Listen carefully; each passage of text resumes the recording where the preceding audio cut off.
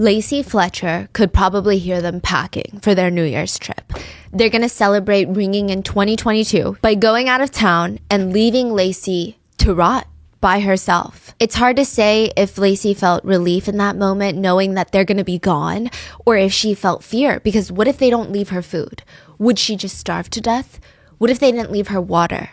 You can go longer without food but not water, right? Just a few days. What if they don't even come back? What would happen to her then? All she could really do in that moment is sit in that chair and watch them leave. I mean, what other choice does she have? She's trapped, unable to leave her prison, unable to see the sun. Lacey can't walk outside. She can't talk to her friends anymore, go to school. She's not even able to walk into the kitchen to grab food whenever her stomach rumbles. We don't know if she even knew what day it was, or if she could hear the New Year's Eve fireworks. Would she work it out from the fireworks that it's 2022 now? Or would the loud noises just terrify her? We don't know any of this for certain. We just know that Lacey Fletcher was a prisoner of the couch. She had been left there, hungry, covered in feces, naked, unable to eat unless one of them decided to bring her food.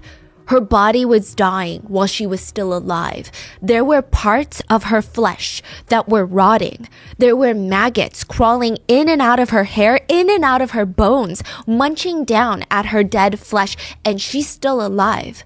If she looked down, there would have been certain parts of her body where she could see straight through her skin, her tissue, her muscle, and see her bones. There were giant holes all over the lower half of her body. She was completely covered in feces. There was feces in her stomach, inside her stomach, in her mouth, and even her ears.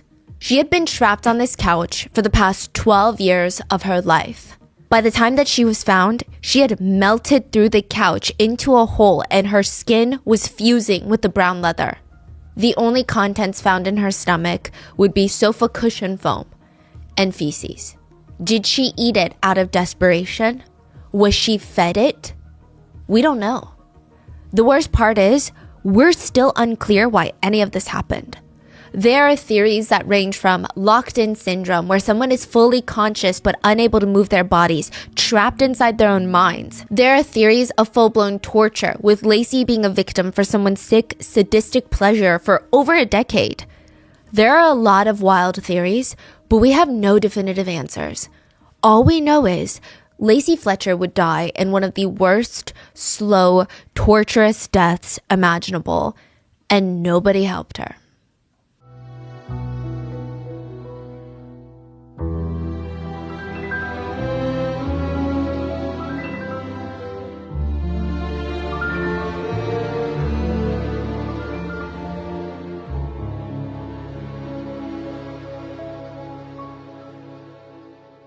As always, full show notes are available at rottenmangopodcast.com. One of our wonderful researchers that worked on this case is autistic, and she was instrumental in the process of gathering data for this case.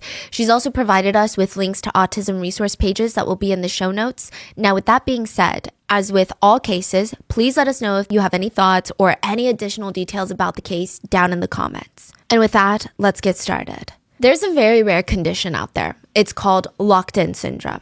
Less than 1,000 people in the United States have it at any given point. Most sufferers are victims of a stroke or a traumatic brain injury. And even though it's a very, very rare condition, it seems to be a big fear for a ton of people. I mean, maybe it's the nature of the condition. Maybe it's because of the natural human fear of not being able to communicate with one another. It's terrifying. And it's exactly how you picture it. Locked-in syndrome. You're awake. Your mind is flowing. It's going 1,000,000 miles an hour. If you're lucky, you can open your eyes and look around. See what's around you. But really only as much as you can move your pupils. That's it. When you try to talk, nothing moves. You can't push out the words. It's like when you're in a dream and you're trying to scream for help, but no words come out and you start getting so flustered and frustrated with yourself, but you wake up and you realize that's just a nightmare. This is locked-in syndrome. You can't even move a single finger. You can't even swallow your own saliva. And soon drool is going to be seeping out of your mouth while doctors and loved ones look at you concerned, worried, because they don't know how this happened. You're trying to give them a sign of, hey, I can see you. I can hear you. I'm here. But there's nothing that you can move. Your body is locked, and you are locked in your brain. 90% of people die within the first 4 months that they're locked in. And a lot of doctors can figure out that they're locked in, but can't find a way to get them out. One survivor of locked-in syndrome stated, "My cognitive capabilities were 100%. I could think and hear and listen to people, but I couldn't speak or move. The doctors would just stand there at the foot of my hospital bed and talk like I'm not in the room, and I just wanted to scream like, hey, people, I'm still here. But there was no way for me to let them know." He remembered hearing the doctors tell his family in the room that he had a 2% chance of survival, and even if he did survive, he would be completely comatose. He remembers hearing the conversation and seeing his wife break down and beg the doctors to not turn off his life support machines. And he was just screaming, "No, I'm right here. Don't turn it off. I'm right here." But nobody could hear him. He couldn't move his lips. He couldn't move his mouth. Another survivor said, "I could do nothing except listen, and I could only see the direct area in front of me based on how the nurses would position me in bed. So if they flipped me over to the left, I could only see that point of the room." He reported that he could feel every jolt and twinge of pain. He could even feel itchiness. You know, you have that itch in your back? He said it was miserable. He's in constant pain, but he's completely at the mercy of his doctors for pain meds. And this is a miserable way to live, but there's no choice. You don't have the choice of exiting your life or telling someone, "Hey, I can't do this." He said, "I couldn't tell anyone if my mouth was dry, if I was hungry, if I had an itch that needed to be scratched. I felt disgusting all the time. I was constantly drenched in sweat. My skin was so sensitive to minor sensory changes, it felt like it was burning all the time. It felt like it was on fire." He was in constant pain. He was afraid of dying, and that's all he could think about all day. But worse than that, he was afraid of being trapped inside of his body forever. All he could do was talk to himself. He said he had to create another voice to talk to himself. 2 voices. He could calm himself down. He would say things like, "How are you doing, Jake?" "Not too bad, just waiting on my meds." "It's coming soon. Don't freak out, Jake. You're gonna be okay." When Jake wasn't talking to himself, he was talking to the nurses. They just didn't know it. They would ask him, "Hey, Jake, can you hear us?" And he would be screaming at the top of his lungs, "I can hear you. I'm right here." But nobody could hear him. And the highlights of his day was when nurses would come in and talk to him, even though they had no clue that he was, quote, in there. The ones who sang to him were his favorite. While they would flip him over, they would sing to him. But most of the days, he would just lay there in a completely empty room, unable to move. Sometimes his family and loved ones would come over into the hospital room and they would just scream at each other about what they were going to do with him, fighting about him as if he's not right there listening to all of this. That's terrifying. Yeah. And there's no way of these people, there's no medical equipment that can detect that. I think right now, eye fluttering is the quickest way that doctors will detect it. It still takes about a few days for them to even find out that you're locked in. Yeah, so most of these people, these survivors, they said it took multiple days for the doctors to be like, "Oh my gosh, I think he's blinking. Like, please blink twice if you can understand what I'm saying right now." Wow. I mean, I can only imagine there must be so many who couldn't control their eye movements either. So we don't know just how many of people have passed while they've been locked in. We're not sure. And once they're locked in, they remember everything. These survivors, they remember everything in detail, and they were corroborating it with the nurses and doctors. So it's not just like hallucinations that they had. These are real events. They're completely conscious. There is a device right now, I think, that they're working on where it can try to communicate with you through your brain. Listen, that's what I was thinking. Like, yeah. There's so many like brain scans. They can check like what area is moving and stuff. I imagine it's very expensive. Right. There was a man in France who wrote a whole book just by blinking one eye to someone who was transcribing it. And then he passed almost immediately after it was published. Jake said other times he was so bored, he would just count to 1,000 and then start all over again. 1 to 1,000. It was absolute hell. He felt like he was being tortured. He always wanted to know, what time is it? What day is it? How long has it been? But he can't even ask anyone. And then there's just so many depressing thoughts in his mind. There were days where all he thought about the entire day was his own funeral. Who's going to show up? What it's going to look like? Who's going to say what? For Marsh, the other survivor, he said he was really lucky. His wife and children were there all day, but even that was just lonely. He said, during the day I was lucky. I never spent a single day when my wife and one of my kids wasn't there. But once they left, it It's lonely, not in the way of missing people, but loneliness of knowing there's no one who really understands how to even communicate with you. Marsh and Jake were two of the lucky ones. There were rumors last year in 2020 that a young woman in Louisiana was not as lucky, that she had been locked in her own brain for the past 12 years, and all she could do was sit on the couch and stare at the wall until she passed. So in 2022, this story goes crazy. It's a horrifying story that's coming out, but it was made even more terrifying by the fact that that woman probably didn't even have locked-in syndrome. So what does that mean? Why would someone sit there on the couch for 12 years? She's able-bodied. Why didn't she get up? Oh, so she's not chained? No. Or trapped? We don't know. So that means if she's not locked in, there is something worse, more sinister, that made her unable to move from the couch for the past 12 years of her life. Slaughter, Louisiana has a population of less than 1,000 people, but it does have a very interesting name. They were briefly part of a small internet discourse because of their unfortunate police department name, the Slaughter Police. Yeah, so not great from a marketing standpoint. And there was this question of, why the hell is there a town named Slaughter anyway? There were some rumors that the area had some of the first slaughterhouses in Louisiana, or that something very ominous happened there, giving it the name Slaughter, Louisiana. But it's actually just named after the original owners of the land, Mr. Will and Joe Slaughter. But it's a very, very, very small town. Less than 1,000 people, about 800 people. And it's the type of place where you don't have to leave the town for anything. There are schools, 2 churches, pharmacy, food marts, small businesses that sell farming goods, a rehab facility, short and long-term care for the elderly. And even though it's the definition of rural, the houses are super spread out so you can have as much privacy as your heart desires. Slaughter has that small town comfort where you're like, okay, my dog is missing. Guess what? Likely all 800 residents are going to come out and help you search for your dog until they're back home. It's just one of those towns. I mean, they even have like a small government with residents voted in as what they call aldermen. And these aldermen will help vote on issues affecting the community. So the aldermen, they're supposed to be approachable figures of community that you can turn to for literally anything. Like if you have a disabled family member and you think there needs to be better accessibility at some part of the town, you go to the alderman. If you think your job that has nothing to do with the government requires better sexual harassment policies, like you work at a fast food chain, you're like, you go to the alderman. Even if you have a deeply personal issue where maybe you have an anxious relative who won't leave the house and is becoming reclusive and is not socializing with anyone, you go to the alderman. They literally went to the alderman for anything.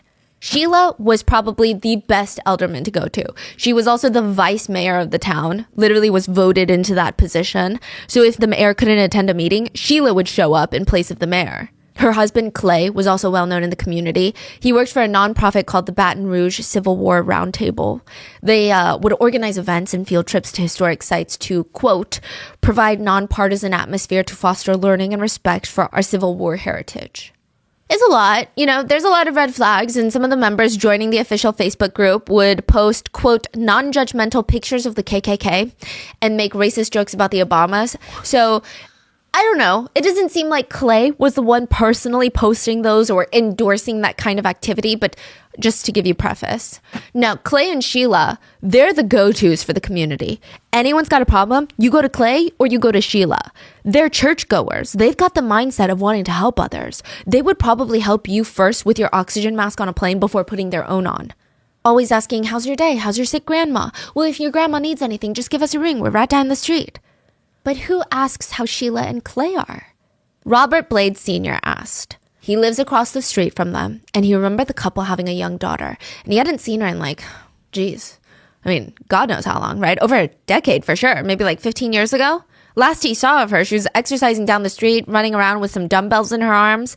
She did that a lot, and then she stopped one day. He just kind of assumed, like all the other kids in the neighborhood, though, she got into college, moved into the city, met a boy, got married, started a new life, and then never found the time to visit small old town Slaughter ever again, right?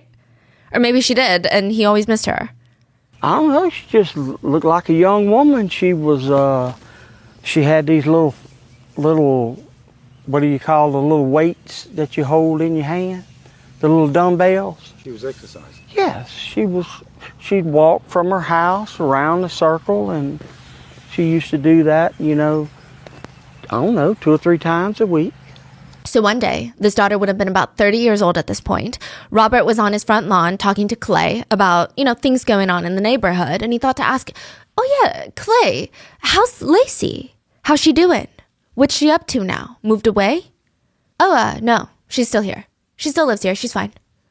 Clay quickly changed the subject. At that moment, it was very likely that Lacey was unable to walk, fused to the couch, trapped. And death has a smell. When the body starts to break down and decompose, there are over 800 chemicals that react with the air and with each other, and it creates a very distinct scent. And we always hear about it in cases. The investigators could smell death, that it's a scent that once you smell it, you can never forget it. And to a degree, I feel like we can all kind of imagine what it's like. I'm sure it's not a pleasant scent, but people actually say it's more than that. It's really distinct. It's not just the worst scent that you've ever experienced. There's so much more to it. Death has a sickly sweet scent.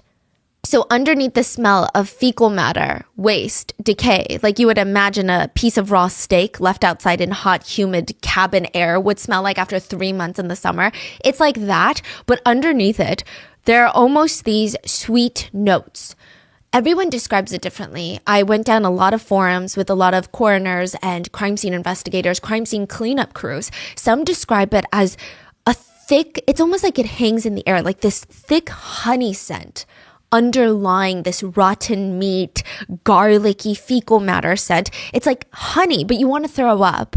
Others say no, it's almost a little floral. Like, when you are around flowers that have a very unique scent and you almost want to gag, kind of like that. Some say, actually, it's that almondiness. It's that sweet, almost kind of nuttiness. And then there's that overpowering, fishy, even sour scent that overtakes it all. One Redditor, an EMT, describes it as, smells like if you left cheese out in the hot sun for a week and then you put it into a stale sweet tea, iced tea mix. And then you just let it sit in that mix, hot, iced sweet tea mix for another week. And then you smell it.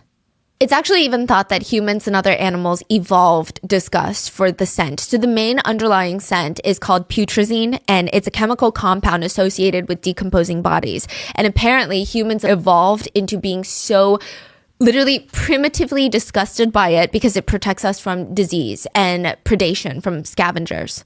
Studies go even further to suggest that it triggers a fight or flight response in humans, just the smell of a dead body. Even if you don't know it's the smell of a dead body, you smell it way out in the woods, you have a fight or flight response. That's what some people believe. And there is a company out there that just recreates the scent of human death. That's their whole business model. The scent of human remains, and they sell a formulated version of it. And to put it simply, they bottle up the scent of human death and sell it. The website describes it as, quote, represents odor of 2 140-pound cadavers for the low cost of $850. And it's not for any weird, sinister reason. Well, hopefully that's not why most people are buying it. It's mainly used by cadaver dog trainers so that they don't have to use real human remains to train cadaver dogs to find dead bodies. But there's actually a lot of cadaver dog trainers that don't like to use these scents. They'd rather go to a body farm and purchase body parts because they argue it's just not the same. Like, you try to replicate it with the chemicals that is created from decomposing bodies, but it's so difficult to replicate the smell of death precisely. It is such a unique scent. I mean, there's so many varying factors. The scent depends on the person that died, the surrounding conditions. Is there wildlife where the body is, the temperature, the humidity? They said humidity is the worst on a dead body. And Slaughter, Louisiana was a humid, hot town. I'm not sure how much Dr. Bickham knew when he drove up to the little White House on January 3rd, 2022. I wonder if the neighbor's Christmas trees and all the New Year's decorations were still up, making the drive feel, I don't know, even more eerie, right? But once he parked that car, he gets out, he walks past the well-manicured green lawn, he opens up the front door, and it's like he's hit with this invisible force field. It's a smell. He couldn't breathe, he said. He said there was a stench, an odor, feces, fecal matter, urine. You couldn't hold your breath. Dr. Bickham had smelled death before, but this smell, it's literally embedded into the fabric of the house. That's how thick and pungent it is. It felt like the scent was going to follow him home and linger for weeks. Dr. Bickham enters the living room, and you know when you spot something that just feels out of place, it makes you feel very unsettled. Like you can't quite put your finger on it, but it just feels weird. Imagine it's snowing outside and there's someone standing there out in the snow, staring at your house with nothing but their swimwear on. And you're just looking out the window like, I feel like this is odd. Like, yes, I'm worried that they're going to get sick, but there feels like there needs to be a sinister explanation for this because it's just that out of place. Dr. Bickham walks into the living room. Most of the living room is pretty tidy, a little clutter like any normal house, but all over it was pretty well organized. I mean, it's pretty evident that someone in this house is maintaining the living areas, making sure that they're always well kept, cleaning up, organizing everything except the couch in the center of the living room. The dark brown leather couch was the source of the smell, and Dr. Bickham had been hit with it when he walked into that house, and he could almost see steam like emanating from it. The couch looked like it was melting. The couch was soaked with urine and feces, human excrement. The waste was seeping through the couch bottom onto the floor where it looked like any second nobody cleaned the floor underneath the couch. It looked like the floor was going to crumble in on itself from the gathering of all the liquid and feces. There was an 18-inch gap between the couch and the wall. The wall looked moist. Like it looked like there would be condensation droplets on the wall from steam, from liquid. And the couch just looks so out of place. I mean, you wouldn't even expect to see this type of couch in an abandoned home. It looks like a regular, normal living room, and then they just have this couch that everyone in the family and visitors go and pee and poop on, and then nobody cleans it up. That's what it looks like, and it's just melting. It's like a weird time capsule. Just the couch is rotting. It's bizarre. And this is the living room of a couple that's pretty well respected in the community. In a house where the rest of the place is extremely well kept and there are signs of life, and this is the couch that's in the center of the living room. But as Dr. Bickham got closer, he found who he had come here for. Lacey Fletcher was laying in the living room couch. She's not laying on the couch, she's laying in the couch. There is a huge person-sized hole in the leather couch, almost to the floor. I would imagine it, and there are pictures. Just imagine your dog gnawed through all of the sofa cushion fluff, and there's just a hole in the couch. She's literally in the couch. She's slumped to one side, sitting cross-legged. Her eyes are wide open. Her mouth is wide open. She's completely nude except a small blue patterned top that's pulled over her chest. So her chest is bare. What? Dr. Bickham could see her bones. Not because she was that emaciated, which she was very malnourished, but parts of her body had been rotten and eaten by maggots while she was alive.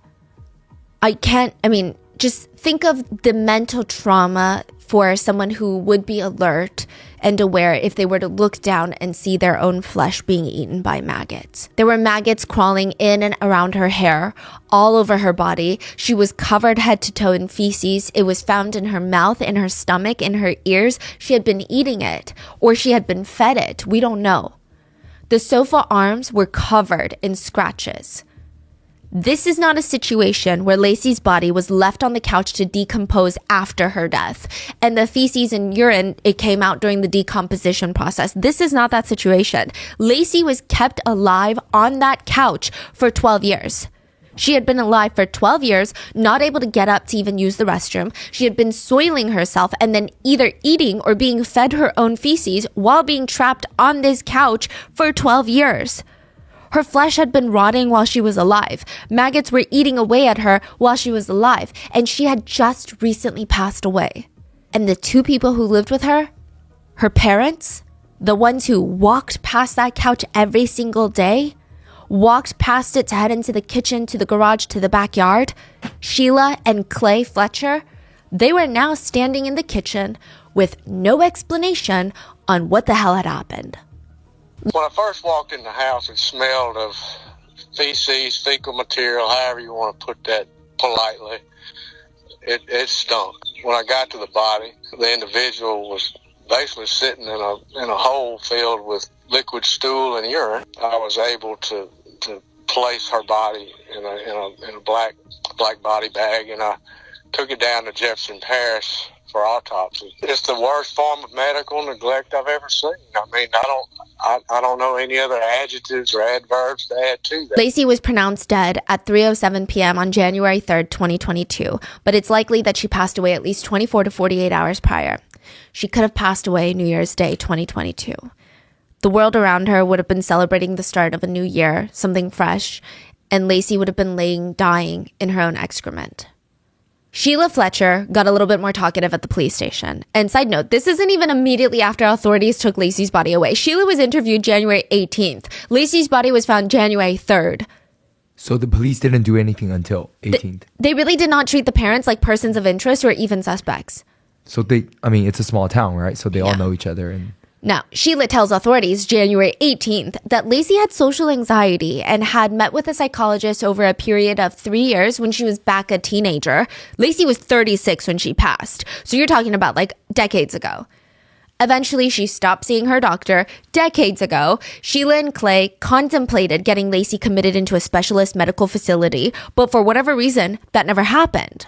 In the interview with the police, Sheila insisted that Lacey refused to leave the couch. It was a personal choice that she made. So she and Clay, they did their best to accommodate her on her wishes. Like they set up a toilet for her, like one of those portable toilets that you see at hospitals. They put it right next to the couch with some baby wipes, baby powder, a fresh change of clothes, a stack of Lacey's favorite movies to watch. They were all there. All Lacey had to do was get up. But she didn't ever want to leave the couch, ever. That's what they said. Maybe it's laziness. So they gave Lacey a towel on the couch to use as a toilet. Sheila stated that she would have to take the towels from Lacey, the ones covered in feces, clean them, and then bring her new towels. I mean, it's a whole thing. Sheila also stated that she would have to clean Lacey's body and bed sores, and not once did Lacey ever complain about pain, which, I don't know, is just really unbelievable. And even if someone doesn't complain about pain, if you can see someone's bone, Sheila stated that Lacey had lost her appetite last autumn, so back in 2021. But when the Fletchers, because they went on a New Year's trip, when they got back from their trip from New Year's on January 2nd, the day before Lacey died, Sheila said that she made her half a sandwich and gave her a bag of Cheetos. She stated Lacey ate it. Then, according to Sheila, the mom, Sheila went to sleep on the chair on the living room next to Lacey's couch, near Lacey, near the rotting hole in the sofa. And at around 10 p.m. when Sheila fell asleep for the night, Lacey was still alive. When she woke up the next morning, Lacey was dead. That's what Sheila Fletcher said. But Sheila Fletcher is a liar, in my personal humble opinion. Sheila stated January 2nd, 2022, Lacey ate half a sandwich and a bag of Cheetos. This is not what would be found in Lacey's stomach during the autopsy. All they could find in her stomach was sofa foam and feces. No sandwich, no Cheetos. And if Lacey had been sitting there on that couch for 12 years, that means this hell would have begun around 2010, and she would have almost certainly been in pain since day one. they said that she's been sitting there for 12 years? They said that it's been years. They didn't give an exact estimate, but the coroner said about 12 years. Wow. Now, skin exposure to urine and feces is painful and can start stinging within hours. It happens more frequently with infants. It's actually called a diaper rash, and it can get very serious, if not even kill infants. And it's not even done purposely. Most of the times that babies have diaper rashes, it's not abuse. It's typically just because they're very sensitive. Now, the main symptoms are red rashes on the buttocks. If left unaddressed for too long, it can quickly escalate into a full body fever, full body chills, and a full body rash. Urine and feces contain ammonia. Now, ammonia is very corrosive. If your skin is in contact with ammonia for long periods of time, it can cause irritation and even burns. That could have happened within the first few hours of the first day that Lacey had soiled herself on that couch. Now, if a diaper rash is left untreated, the skin starts to swell. It can transform into these rashes that have these white bumps all over that ooze clear fluid, and then the skin starts to peel, causing these open sores. It's very painful, and if there's still urine or feces that's there to make contact with those open sores, you're at a dangerous risk of infections. Yeast infections might be one. Yeast dermatitis could be another thing. Those are dark red areas of the skin, usually filled with these raised yellow fluid-filled pustules. This is likely all happening near the private regions because she was found sitting cross-legged. So she's genuinely sitting in a pile of her urine and feces, which makes everything much more sensitive and painful because these are your private parts. Side note, if Lacey still had her menstrual cycle at the beginning of all of this, she may not have due to malnutrition or other reasons, but if she did, that means there would have also been blood rotting into the sofa, and blood attracts flies. Flies would have been attracted to Lacey and her wounds that were all primarily, again, in her down regions. Also, infections for the private regions are incredibly painful, and that is just the beginning. This is still when everything is treatable fairly easily. Painful, but not like life-threatening, typically. Even without urine and feces, the high risk of painful infections just sitting or laying in one place is horrendous for the body. Bed sores. Have you heard of bed sores? They're going to be one of the first things to show up. Bed sores occur when there is continuous pressure on parts of the body, usually by sitting or laying in a single position for an extended period of time. So you're cutting off blood supply to that specific area, which causes the surrounding tissue to start dying. Within 2 hours, the tissue starts dying. Humans are very sensitive because that tissue is not getting enough oxygen because blood has oxygen in it and you're not getting blood flowing there, and it can happen in 2 to 3 hours. So you're like, okay, well, why don't I get bed sores when I'm falling asleep? We're constantly moving. Even shuffling like this is moving. So if you're sitting on a chair for 8 hours studying, if you're moving a little bit, it's hard to get bed sores. This stops it from developing. But if you're unable to move around, a bed sore is going to happen because there's a lack of oxygen. Like, it's not preventable. The skin will die and the bed sore will just look like a red blotch on the skin. So it starts looking like a sunburn, and it feels a little hot to the touch, kind of like a sunburn, warm. It might even be a little itchy, very similar to a sunburn, but eventually it turns purple. And by that point, if left untreated, the skin will break open and you're just going to have this painful wound that becomes easily infected, and then it collapses on itself. It's like a crater-sized blister. Some bed sores, I saw pictures on Reddit. I honestly don't know. I should not have gone down that route. There's like dinner plate-sized bed sores, and you can see all the way to the bone. And it's not just skin deep. That's the problem. These bed sores collapse and they go deeper and deeper until you literally have Swiss cheese-like holes on your body. They reach into the muscle all the way to the bone. If you see a really bad picture of a bed sore, you can see muscle, tendons, bones, joints, just in a hole in someone's body. It's like an exposed tunnel for people to see inside of you. Once a bed sore develops, you have to treat it and dress it every single day, multiple times a day. It is absolutely horrendous for the patient and the caretaker. And bed sores are very, very, very slow to heal. With bed sores, genuinely, prevention is the only key. All you can do is move around. So that's why when you have bedbound patients, one of the first things that caretakers or nurses learn is you have to flip the patient every 2 hours.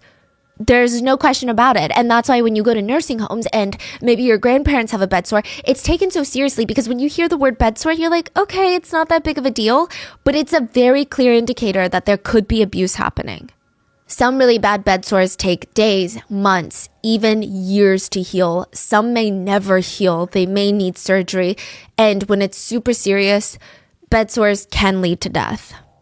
Once they get infected, it leads to sepsis and death. Bed sores cause the death of more than 24,000 people each year. And again, the saddest part is most of the time, bed sores are completely preventable. I feel like it's very safe to assume that Lacey went through all of that and more. By the time that her body was found, the flesh on Lacey's bottom had been worn away and eaten. It was gone. Like, she had no thighs, no butt. Her back and butt area, it was impossible to tell what part was a human being. Her skin and flesh were so rotten and half eaten by maggots. There were other areas that maybe looked a little bit more like human skin, but it was completely yellow, which is typically a sign of infected skin. Lacey had bed sores that went all the way down to her bones. Her skin was rotting away from constantly sitting in a mess of feces and acidic urine. She had a severe case of gangrene, which is when your flesh is dead. So the tissue changes from red to black, and then you're left with dead tissue, which is very dangerous because, again, you're at risk of infection, which can kill you.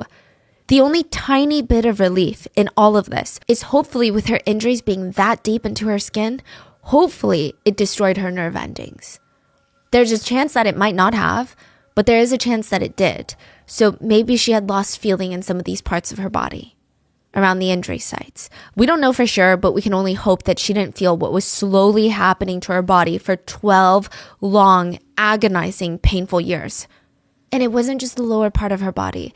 Her entire backside was a mess of raw, rotten flesh. She was completely covered in raw red blotches, and Lacey's wounds were being cleaned. Not by her parents, but by maggots. Maggots were crawling in and out of her, consuming her dead flesh. And for this case, the maggots did more to help Lacey than her own parents.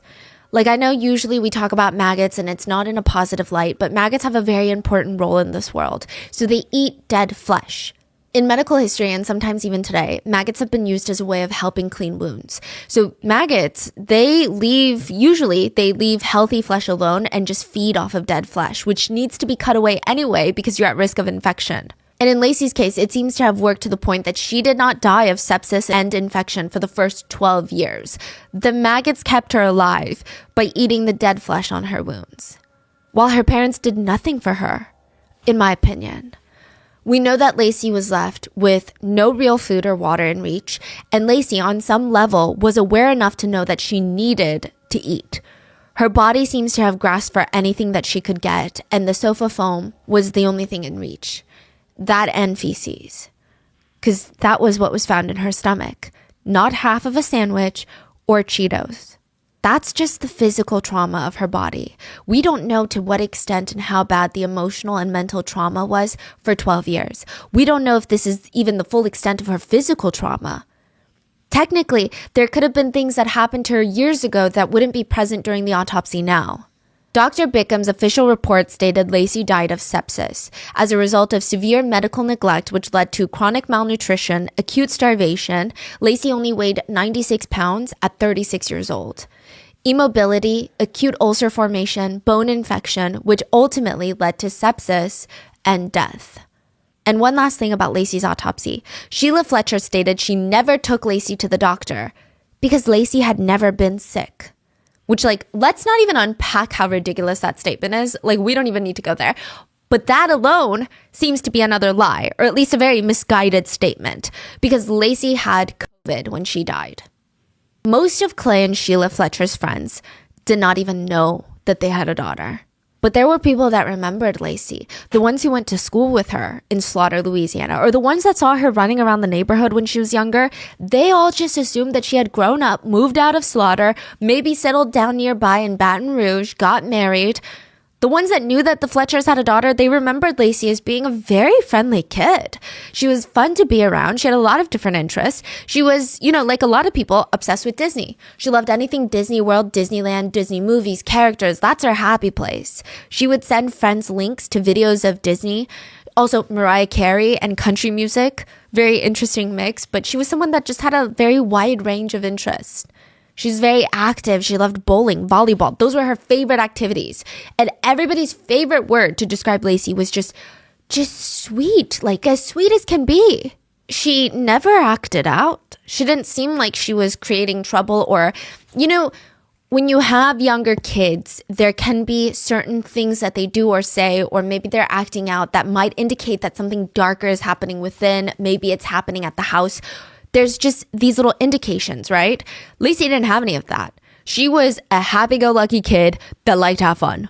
Now, side note, Lacey was diagnosed as autistic when she was younger.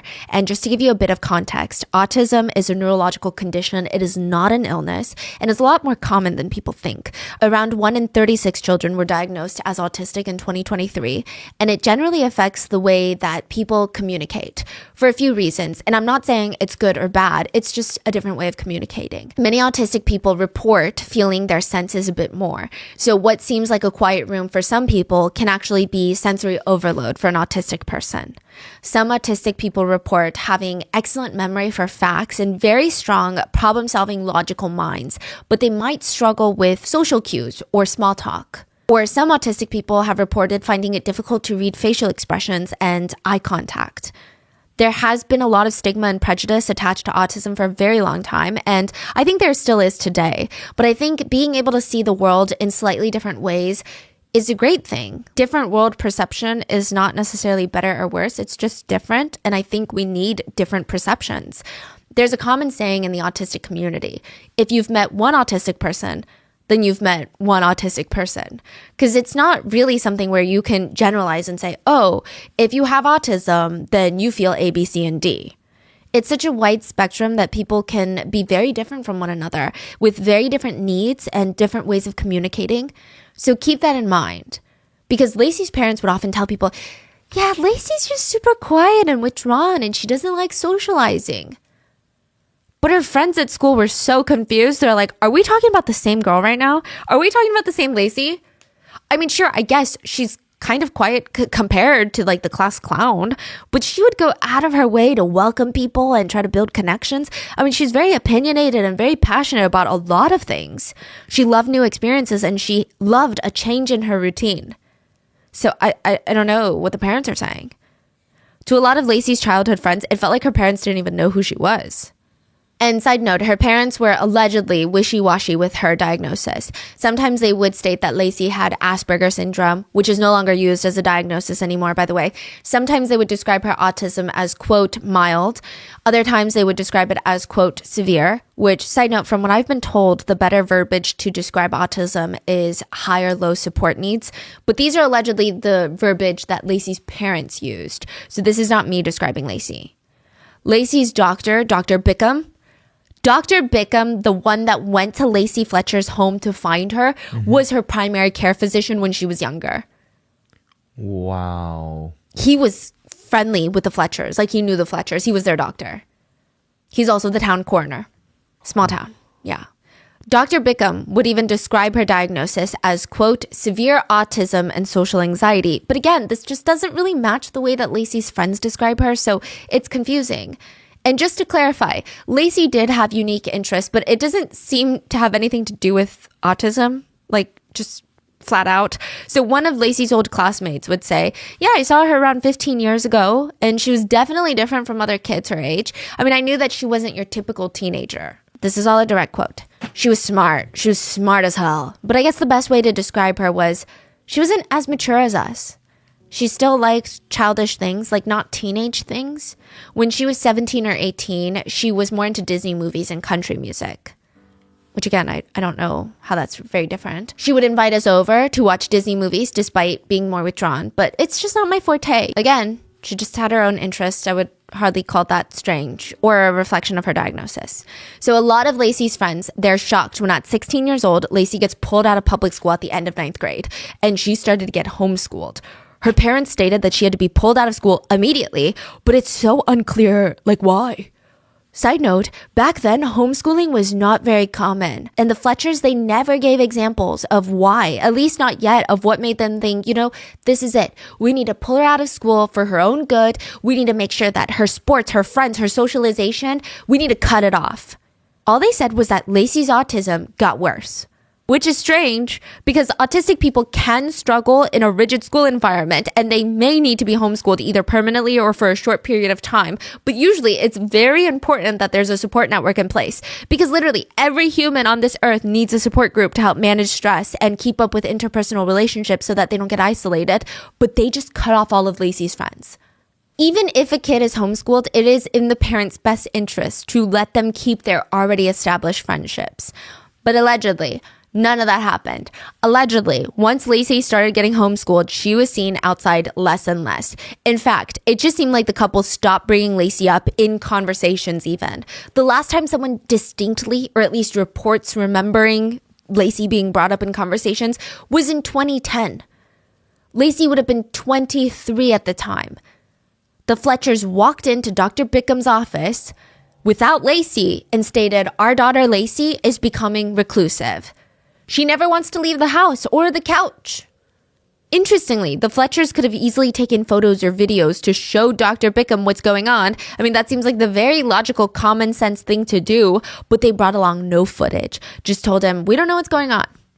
Based on the Fletcher's description, it sounded like Lacey was dealing with extreme and sudden agoraphobia, which is a disorder when people are afraid of open spaces like public areas. On the milder side, it can be someone that has very extreme social anxiety, does not want to be in places that they're not comfortable with or cannot deem as a safe space, which public spaces, they tend to be a bit more unpredictable. But on the more extreme end, you have people who never leave the house. They deem the home or even a certain room of the home to be the only safe space in the entire world for them. And even stepping outside of that safe space could result in a panic attack. So this is very serious. Now, typically, agoraphobia is more likely in people that already struggle with anxiety, and it can get worse over time if it's not helped or treated. Someone's safe space can actually get smaller and smaller. So when it used to be the whole house, someone with agoraphobia can be like, actually, now it's only the back of the house. Actually, now it's only the living room. Which we have no idea if this is even what's happening to Lacey. All we have are her parents at her doctor's office saying she doesn't want to get off the couch and she's being antisocial. For all we know, she could have been tied to the couch. Side note, that is a theory later that comes up.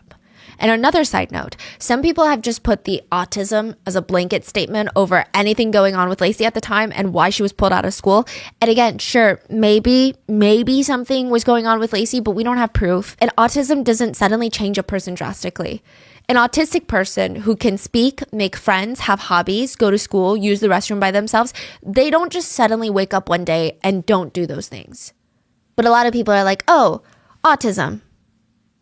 That's not how it works. We have no idea why Lacey was pulled out of school. We have no idea what caused her parents to pull her out of school. So just to recap, Lacey is pulled out of school at 16. She was last seen by Robert Blades Sr. exercising outside when she was 21. The Fletchers tell Dr. Bickham that she stopped wanting to leave the house at age 23. Lacey was emailing a friend of hers at 27. And Robert Blades Sr. asked Clay about Lacey, and he said that she was fine and at home, and then changed the subject when Lacey was 30. 6 years later, Lacey Fletcher's was found dead on the couch at 36 years old. Lacey Fletcher sat down on the couch one day, whether it was against her will or not, will be argued later, but she never got back up. How is that even possible? The first theory that came about online was that Lacey had locked-in syndrome, which we talked about earlier in the episode. Because when this case broke, a rumor started that she had locked-in syndrome, and everyone, including major news outlets, they just ran with it. They said that she had locked-in syndrome because it just answered all the questions of why and how is an able-bodied woman sitting in her own waste for 12 years until the couch fell apart.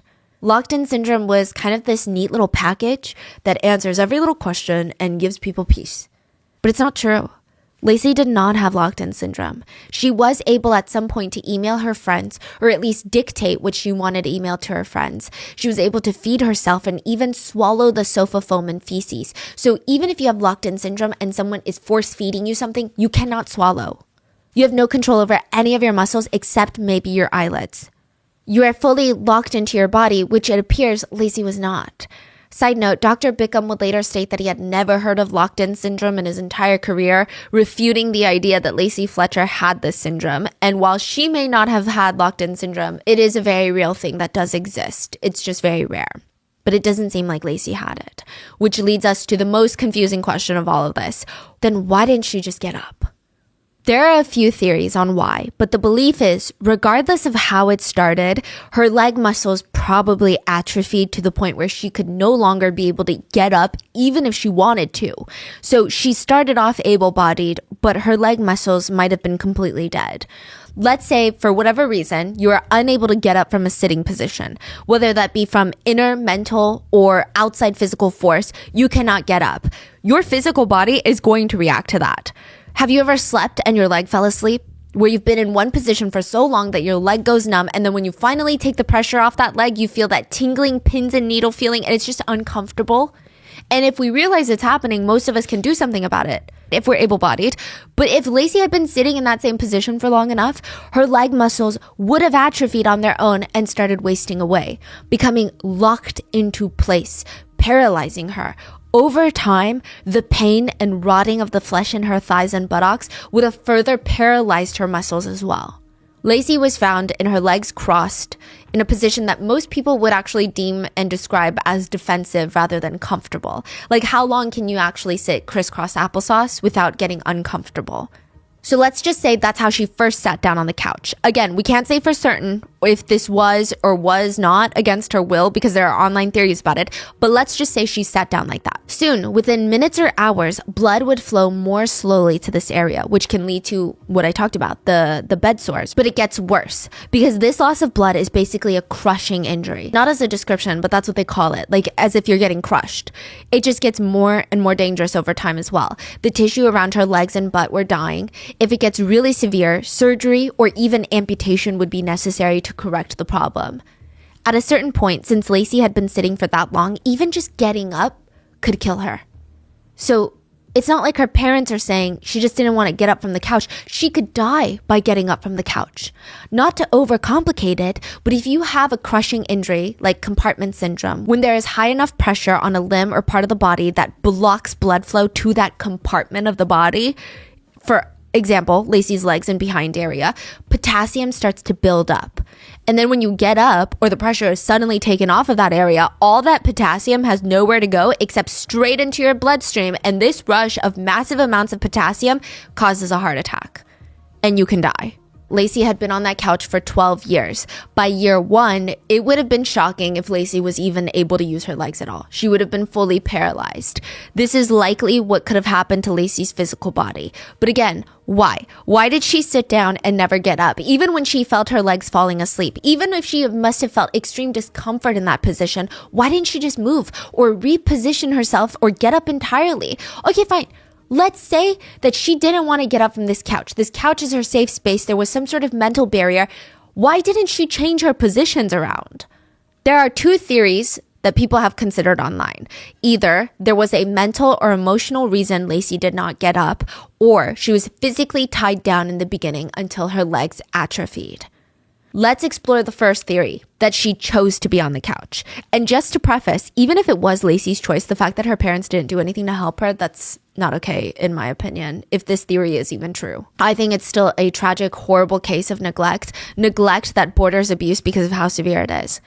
But some people theorize that Lacey had developed agoraphobia at 16 and it escalated, developing worse and worse every single year until it reached a point where Lacey's only safe space was the couch that she was on. She didn't want to get off the couch. And the theory goes that the Fletcher parents, they didn't know how to handle this. They thought Lacey was being this lazy teenager who didn't want to socialize, work, or go to school. And it started off as a stubbornness problem. Well, if you don't want to get off the couch, we're not going to take care of you. But eventually that evolved into the Fletcher parents building resentment and denial towards Lacey and the condition. This is, again, a theory. This theory is the kindest towards the Fletcher parents. It's the theory that her parents became so overwhelmed by her, quote, issues that they just kept ignoring the, quote, problem for 12 years until Lacey died. Some people argue that caregiver resentment is very real and that maybe her parents were in denial about how bad it was getting until it was too late. One detail that I guess supports this theory, not really because I have a hard time getting behind this theory, but anyway, a supporting detail, I guess you could argue, is that Lacey was still emailing her friends in 2014 when she was around 27 years old. A few of her old high school friends received emails and they sounded very much like Lacey. They were filled with passion and she was sending them links of videos from Disney. Not of her at Disney, but like of Disney. There was no hint that she was trapped anywhere or being abused. We have no idea if Lacey was given her phone, had access to her phone to send these emails. We have no idea if she told someone what she wanted to say in the email and someone sent it. We have no idea if someone wrote the email for her. We have no clue. We just know that these emails were sent under her email address and they sounded very much like her. And I guess the people that are in support of this theory, they think if Lacey's parents were actively abusing her or torturing her in some way, would they want her to have her phone to message her friends? Like, what if she told them something? What if she reached out for help? And then a few years before that, Lacey's parents went to Dr. Bickham, remember, to talk about how Lacey was becoming very socially reclusive. Why would they do that? Why wouldn't they just act like she went to the big city, moved on, got married, went to college? Side note, I saw arguments as well that some autistic people struggle to explain when they're in pain and explain exactly how much pain they're in, which has led to serious issues. But I don't know how that applies because that's usually for injuries that can't be seen from the outside, like appendicitis.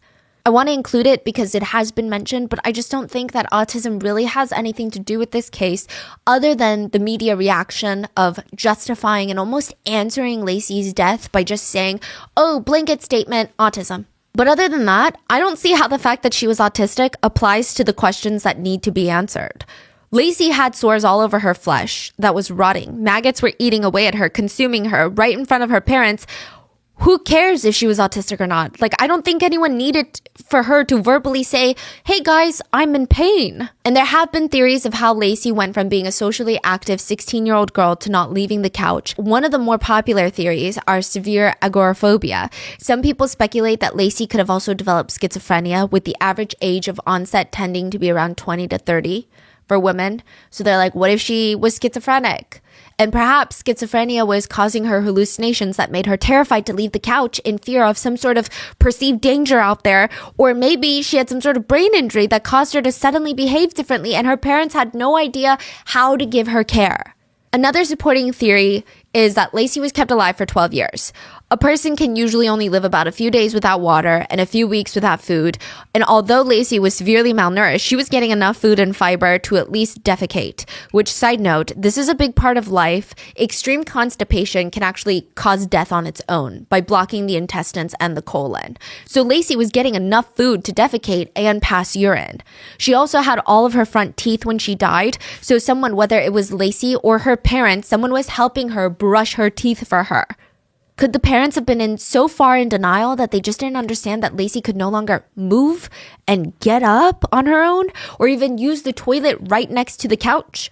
Maybe they thought, even in year 10, that her legs had not atrophied, even though they were completely rotten and eaten by maggots. They just thought that she was being stubborn and a lazy kid. Or they thought that they were being good, authoritative parents. They're like, you're stubborn. Well, we're not going to do what you want us to do.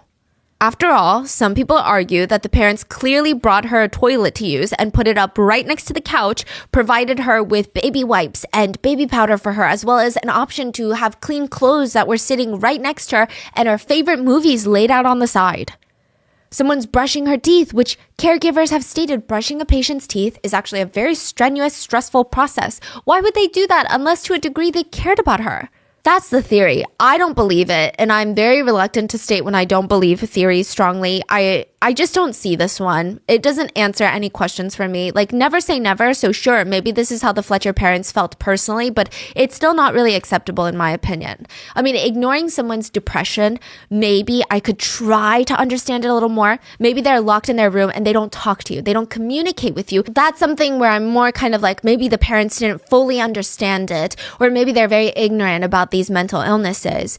But when someone has sores down to their bones, like their body is a mixture of holes and black and blue from tissue death, and there are maggots crawling around eating your child, consuming your child's flesh, how can they be in denial?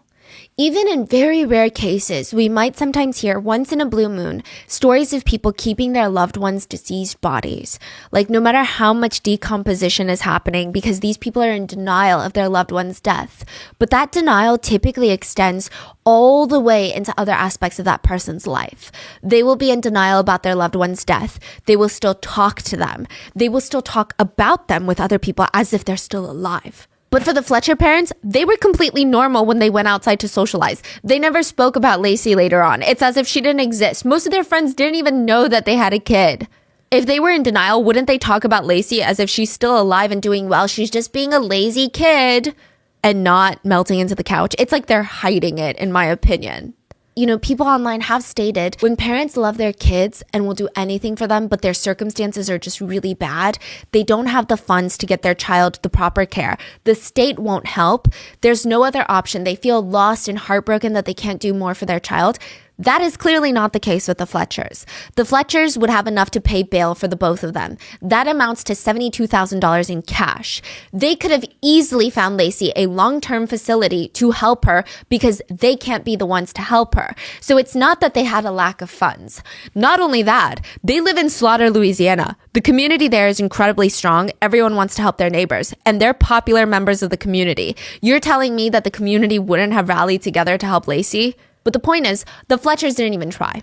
So while denial, I think, is a powerful thing, and being a caretaker is a very complex role, I don't believe that the Fletchers could have been in denial for 12 years. Every parent that I personally know, even seeing their child sick with a cold, a flu for a day, it physically and mentally pains them. But it is a theory, so I have to tell you about it. One of the Fletchers' neighbors even stated, "The Fletchers are good people who just made bad decisions." One netizen commented on the case and said, "It can be extremely stressful for caregivers. Could Lacey have avoided her tragic end if more support and help were given to the parents who cared for her?" Support to the parents? Yeah.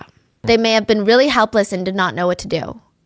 Wow. Yeah, I think it's a pretty horrendous comment to make. Could Lacey have avoided her tragic end? The comment said. Another netizen points out, they didn't even have her in a private room ignoring her. Like, they walked by her every single day and watched what happened. That's disgusting. That's not denial.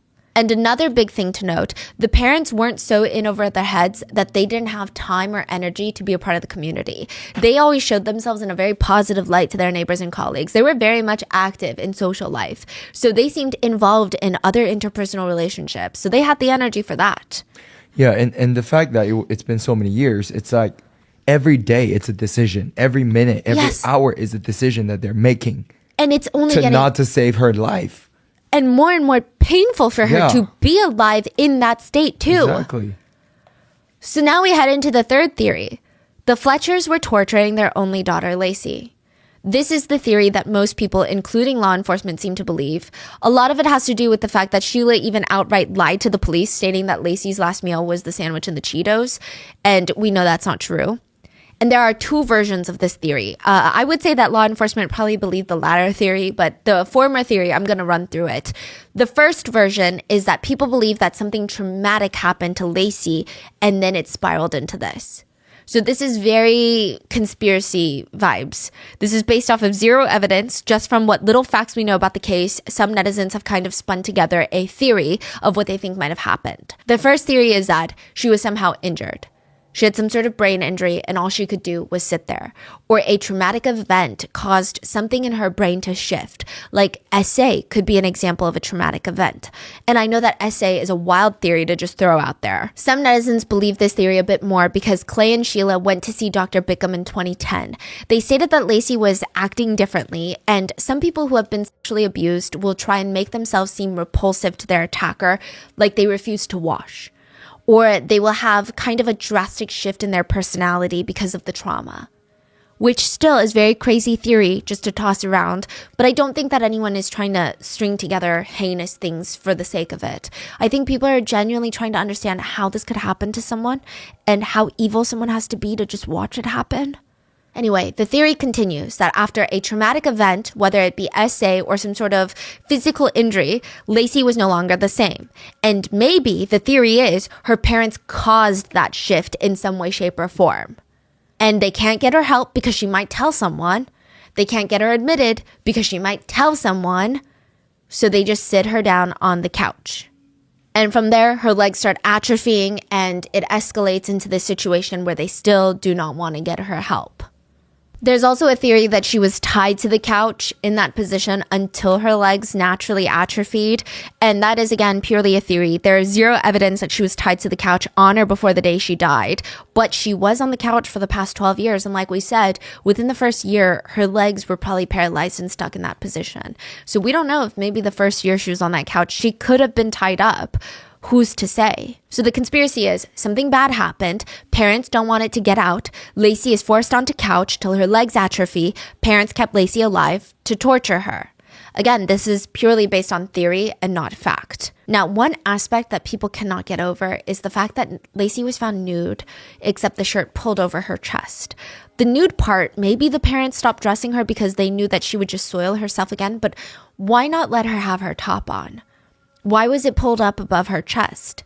Did it hurt the wounds on her back? Because then they said that she wasn't in pain and she never said that she was in pain. So why would it be pulled up? It just feels extra degrading. Like either take it all the way off or pull it down. I guess a lot of people have been reading into it. It feels very humiliating The other theory is something was going on with Lacey where she was terrified to leave the couch, but the parents believed that she was just being a difficult teenager. So they stubbornly told her, fine, sit on the couch then. And they started torturing her basically out of spite. Even before Lacey passed with just sofa foam and feces in her stomach, she was malnourished. It was chronic. So that means over time, Lacey was not getting enough nutrients or food. So the parents, they're going out to eat. They're going on trips. They're going away for the weekends, hanging out with friends. Lacey was alone, starving. That sounds like torture. Some people think that even the toilet seat and the cleaning supplies being so close to the couch was a form of psychological torture. Like, look at everything you could use if you just get up, but you can't. Because why was it there? I mean, it's really clear. Like, half of her body has disintegrated and melted. What do you mean get up to use the restroom? I think anyone with a brain, in my opinion, would know that she cannot get up to use that toilet, even if it's pulled up right next to the couch. She can't even move her position. And a lot of people argue the teeth thing, that's not the parents being in denial. That feels like torture. That feels like you're keeping her alive to prolong some sort of torture. Like, this is no way for a parent to see their child live. But if that's the case, why would Sheila call 911 when Lacey died? Most people didn't even know the Fletchers had a daughter, and the ones who did, they thought that she moved away and started her own life. Nobody was suspicious of the Fletchers in any way. Why wouldn't they just dispose of her body, even bury her in the backyard? Who would know? One neighbor reported that someone might have forced Sheila to call the police. And just to preface, there is no proof about what I'm about to say, but there's a running theory based off of an allegation given by a third party that is not involved, so take it with a bottle of salt. Allegedly, Sheila didn't call 911 because Lacey's heart stopped and she wanted her to be saved or wanted the authorities to know that her daughter was dead. Allegedly, there was a neighbor who peeked through their window that last day on January 3rd, saw Lacey on the couch, and told the Fletchers, "What the hell is going on inside your house?" Like, maybe they had come over to knock on the door and they didn't answer or something, or they had looked through the window when the Fletchers had gone away for New Year's. We don't know. But they threatened the Fletchers, if you don't call the cops, I'm going to call the cops. So Sheila was forced to call 911 and report Lacey being dead. The timing of that, though. Yeah, that's what one of the neighbors had stated, that they were told. We have no idea if this is true. Either way, one netizen commented on this case and said, "I think her parents are liars. And considering the lotions and other toiletries that were reportedly found near the sofa with clean clothes, I believe some sort of psychological torture was happening in conjunction with the prolonged starvation." And there's something else that bothers me. If the media is correct about Lacey and she was found almost completely nude, her top pulled up above her chest, why? Was this an attempt to further humiliate her? And as unlikely as it may sound given the circumstances, was she essayed? This is all speculation, of course. We will have to wait for the trial for the truth to come out. That is what a comment says. Now, other commentators say, I believe one Fletcher will turn on the other in hopes of not dying in prison. But I guess none of the theories really answer every question neatly. And again, they're just theories, just lingering questions. And another one is, how did the parents live with the smell? How did nobody smell it on them? So to try and answer that question, maybe the parents developed olfactory fatigue, nose blindness. It's when your nose gets so used to a certain smell that you can no longer smell it. Actually, we do this all the time. So it's like how your eyes can technically see your nose 24/7, but our brains block it out. Our nose can smell our own house scent, but our nose blocks it out so that if there's any other foreign scent, like a dangerous, the toast is burning, we can smell it better instead of becoming overstimulated. So maybe that can explain why the Fletchers were able to live with that smell. But what about the other people? How could they not smell it on them? Oddly, no one ever reported a smell coming from the Fletchers or the house. The Fletchers were finally arrested, and Dr. Bickham, the coroner, had fought to get a team of medics on standby outside the courtroom while pictures of Lacey were being viewed by the jury, just in case. He said, the jurors are storekeepers, farmers. Many of them have never been exposed to this kind of stuff, so I need a medical team to be outside the courtroom. Wow. The DA stated that the photos left the courtroom speechless. He said, when I was presenting the case and showed the pictures and gave the timeline, the expressions of the grand jury was utter shock. Like the clock on the wall never moved again. There was just complete silence. Some jurors were gasping in horror. Some were just staring out in disbelief. So this was not the actual trial. The jury were there to decide whether or not the parents would be charged with manslaughter, negligent homicide, or second-degree murder. Negligent homicide is when someone's criminally negligent behavior causes another person's death. But the requirement, I guess you could say, is that that person responsible failed to realize that their behavior was so dangerous that it could kill someone. Like the intent was not to kill. One of the most notable cases would be an Air Peru flight that crashed and killed 70 passengers and crew. To oversimplify it, pilots and crew realized that something was wrong while they were flying. They were way too low in altitude, but they didn't know that. So their reading instruments were off. And it's because a maintenance staff of this flight team had put adhesive tape on static ports of some of the instruments while they were cleaning and forgot to take it off. And these static ports are so important on telling the pilot how high up they were. So when they tried to do an emergency landing, they fell into the Pacific Ocean and they all passed. He was charged with negligent homicide. So it is ingrained in flight staff. Make sure nothing is covering the static ports. But because of his negligent behavior, people died. But he never had the intent. Like, he didn't have a manifesto in his house of like, I'm going to kill people. This is the lightest of the 3 charges that were on the table for Lacey Fletcher's case. The sentencing for negligent homicide is typically 0 to 5 years. Manslaughter is very similar to negligent homicide in the sense that someone's behavior caused another person's death, but it is also done so without premeditation or intent.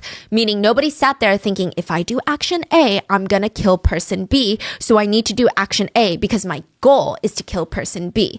The idea is more, oops, I did action A for whatever reason and it ended up killing person B. So for example, voluntary manslaughter, a good example would be if you come home and you see your wife in bed with another man. You grab a lamp and in your fit of passion and anger because you were provoked into this response, you slam the lamp down on the man's head and he dies. So there is a level of risk, recklessness associated with manslaughter, but you weren't coming home on the drive thinking, I can't wait to kill this person. I need to kill this person. A lot of it comes from the provocation, like you were in a crime of passion almost. The sentencing for manslaughter is typically anywhere between 0 to 40 years. And then the third charge that was being considered for this case, the harshest of the 3, was second-degree murder, which is intentional homicide that is not premeditated. If it's premeditated, it would be first-degree murder. An example of second-degree murder would be you're burglarizing someone's home and the homeowner comes home and you accidentally kill them. You didn't go in there with the intent to kill anyone. You're not trying to be a murderer. You're just trying to make some money, right? But you went there to rob the homeowner and then you killed them. You knew the risks associated with robbing someone. So to compare, for manslaughter, you come home, your wife's cheating on you, it's the heat of the moment. There's a shock of emotion that might have led you to do something. When you're burglarizing someone's house and the homeowner comes home, you can't argue, I was in the heat of the moment, I wasn't expecting them to come home. It's their home. You knew that there is a chance that they could come home. Yeah, I mean, this is exactly the definition of second-degree murder. It's murder, yeah. So, you know, there is intent, but there's not necessarily premeditation of like, we're going to go into their house, rob their valuables, and then kill them. Yeah. Right. Now, the DA was fighting for second-degree murder charges, which a lot of people wanted to see first-degree murder, but I guess legally second-degree murder made the most sense, and it could lead to a life sentence. The DA argued with the jury, we don't treat animals or neglect even our pets in that way. If we have an animal in that condition, you take them to the vet. If you're not capable of providing the care for that pet, you get help. You can't say Lacey wasn't in pain. On murder, you have to have intent. Did they want to kill Lacey? I want to say, yeah, they wanted to kill her. Lacey hadn't seen a doctor in 20 years. The jury said they would be indicted and charged with second-degree murder. So the parents will be tried. They have pled not guilty, and it doesn't seem like there's a trial date set yet, but it does seem to be like it'll be sometime in 2024. We will keep an eye out on that. It's just, it's a lot. Both the Fletcher's bail were set at $300,000 each. They used a bondsman, which means they had to put up around 12% of that bail. So they would have needed $72,000 in cash to cover for the both of them, which they paid. And again, shows that if they really wanted to help Lacey, they could, to a degree, afford to help her. The couple's attorney, Stephen Moore, released a statement on behalf of the parents, and he said they don't want to relive the pain of losing a child through the media. Yeah. Wow. They have been through a lot of heartache over the years. Anyone who has lost a child knows what it's like. Oh my God. Don't even start on that. I Yeah. think that's even more triggering for parents to hear that. All I saw were parents on Reddit, like ready for blood. Yeah. The couple also went to post on Facebook in just one sentence, Mom and Dad love you so much, about Lacey's death. They never mentioned Lacey's passion for Disney, her favorite country song, the way she loved to be active and move her body or engage in sports. Nothing. One Redditor wrote, Lacey's parents horrify me. How could they allow this to happen? They insist that she chose this life. If so, she wasn't in her right mind to choose. They had a duty to help her and not stubbornly say, fine, there then, until it became a living nightmare. That was absolutely evil in my opinion. If this was about pride, it's just as evil as if they tied her to the couch. If they restrained Lacey, it was sadism. It was still sadism even if they didn't restrain her because empathy and love would soften their hearts to not allow Lacey to suffer and be degraded like that. Other netizens just simply commented on this case. There is no excuse. There is no explanation. What are your thoughts on this? And if you're a parent, do you have any extra thoughts on what it's like to be a parent? Like, how can you see your child like that? Does it make sense to be in denial about something like this? Is the only viable theory that they just wanted to torture their only daughter? Please leave it in the comments and please be safe. I will see you guys on Wednesday for the next episode. Bye.